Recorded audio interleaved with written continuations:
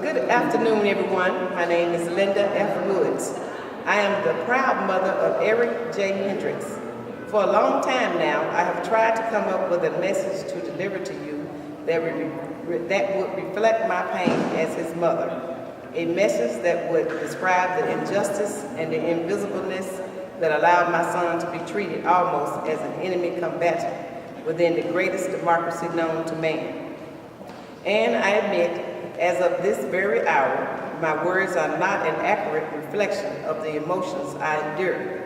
I guess I'll begin my message to you with a story of a frail and sickly politician from Virginia in 1789 who refused to sign the final draft of the Constitution. His primary contention was that the mighty and powerful agreement between states did not sufficiently oppose slavery or effectively protect individual rights.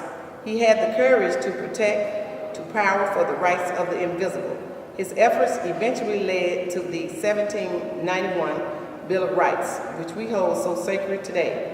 The right of freedom of speech, freedom to establish one's religion, the right to bear arms, and the protection against unreasonable search and seizure. He knew and understood the unyielding thirst of power is to want more. Without individual protections in place, this brave man refused to endorse our nation's birth certificate. His name was none other than Joyce Mason. Although I admit, as an African-American woman whose ancestors were victims of America's original sin of slavery, I am troubled and confused to discover that Mason, the great architect of the Bill of Rights himself, owned a large number of slaves. Nonetheless, I am grateful for his valor in standing up for the invisible. I have mixed feelings about the realization, but if I had lived 26 years ago, when the ink of the prestigious Bill of Rights dried, I would still have been born in bondage. I would have still been a part of our nation's invisible. I take pride in the fact that in 1809, a young prince was born in a log cabin on a farm in Hardin, Kentucky. He went on to become a 6'4" towering figure in local and national politics. He ran for Congress, then for Senate, then for the presidency on a somewhat radical idea that this nation's invisible could no longer remain in the silent shadows of America, a doctrine that tragically was the cause of our nation's only civil war.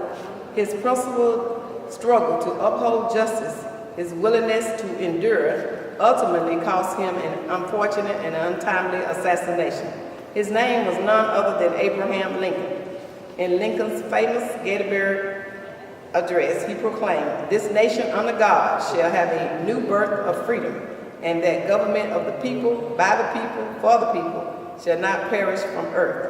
Lincoln understood that unrestrained power had cloaked over the invisible for far too long. And if the people of goodwill do not stand up for justice, we will self-destruct into a merciless decay. I will inform you of a small story about myself. I was born in 1954, the same year that the case of Brown versus Board of Education had to reach out all the way up to the Supreme Court for a just ruling. The overreach of power had once again grown too long. 3 years later, in my state of Arkansas, in the small city of Little Rock, a powerful but hate-filled governor by the name of Orville Faubus found it repulsive that 9 little black children would be allowed to learn side by side with the privilege. He used the National Guard within my state to prevent the 9 children from higher learning. It wasn't until President Eisenhower, a prestigious war hero, had to use the mighty power of federal troops to enforce the supreme law of the land. You see, sometimes a law can be pure in appearance, but impure in its application, and it could be just in the letter, but unjust in its enforcement. I was only 3 years old when my city of Little Rock witnessed this catastrophic clash of powers, but my parents always told me about the courage of the 9 children. They informed me that when they walked into Central High School, they would spit on pencils and books, and paper was thrown on them. even small rocks, but they walked straight forward with faces lifted high, with their backs arched, and they just kept walking. And I believe that there is a relevant lesson in these brave 9 children for us here today. Sometimes the fight for justice will cause us to be spat on, ridiculed, demonetized, law books thrown against us in court, and law papers thrown against us by motions. But we must keep our heads held high, our backs arched, and our eyes forward. Martin Luther King was another champion of the invisible. He was also persecuted for his fight to empower America's invisible. The 1950s and 60s was one of the most trying periods in our nation's history. The silent and invisible had been suffocated in an airtight cage for far too long. The civil rights movement began to organize to discuss ways to protect to the powers that be. They believed in the timeless statement that our forefathers declared 200 years earlier, that people of all races and religions have been created equal and that they too were empowered by their Creator with certain unalienable rights of life, liberty, and the pursuit of happiness. Unfortunately, Martin Luther King was not popular during his time. He was ostracized, forced to prison, wiretapped, and even physically attacked on national TV. The FBI followed him everywhere he went and kept a very detailed account of his daily activities. There are many malicious efforts launched against the civil rights group during the 60s.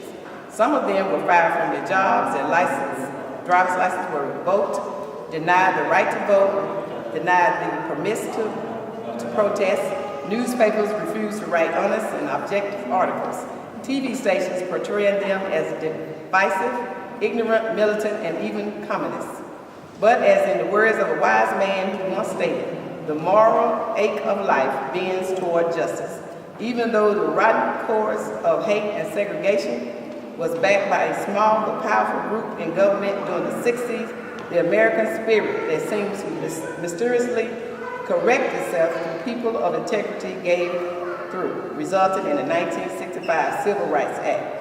When I look on those things during my life, I wonder how I found the courage to continue each day, drinking from separate water fountains, using separate bathrooms, barred from attending certain parks, and being undercut from every perceivable direction.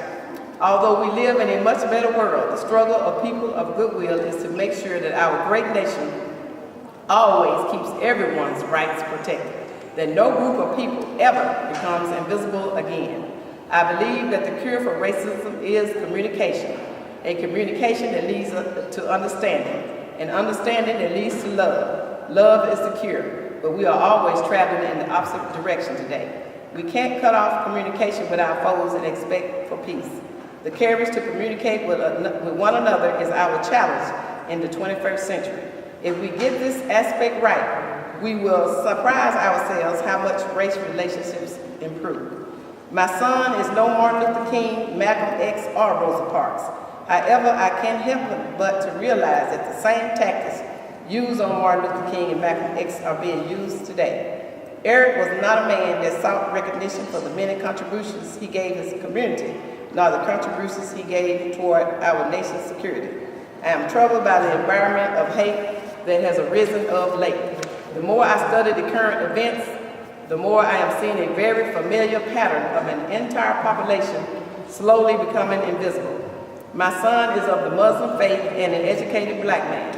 I honestly don't blame entirely law enforcement alone. We have to take an honest and sobering look at the environment in which we are in today. I'm restricted in what I can mention about his case, but I will say that my son is one of the good guys.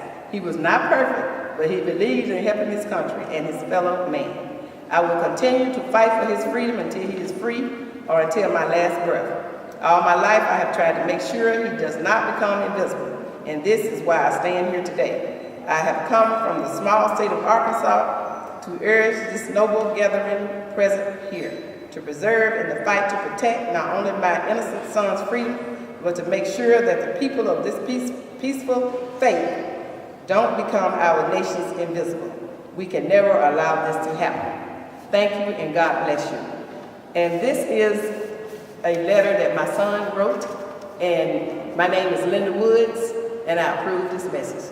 Tired?